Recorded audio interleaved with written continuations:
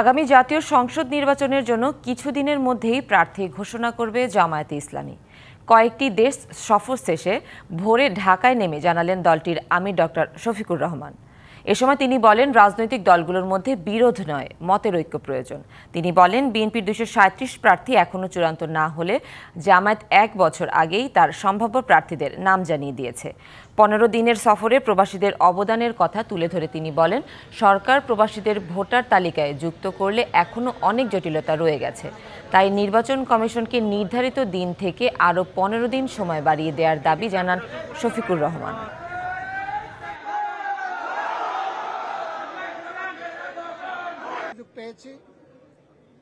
আমাদের মধ্যে মতানৈক্য হোক, তবে দোয়া করেন মত বিরোধ যেন না হয়।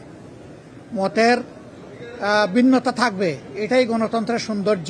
আমরা কিন্তু 1 বছর আগেই প্রায় এই তালিকা বিভিন্নভাবে আঞ্চলিকভাবে আমরা এটা জানিয়ে দিয়েছি। চূড়ান্ত তালিকাটা সময় মতো আমরা ইনশাল্লাহ কেন্দ্রের পক্ষ থেকে ঘোষণা করব।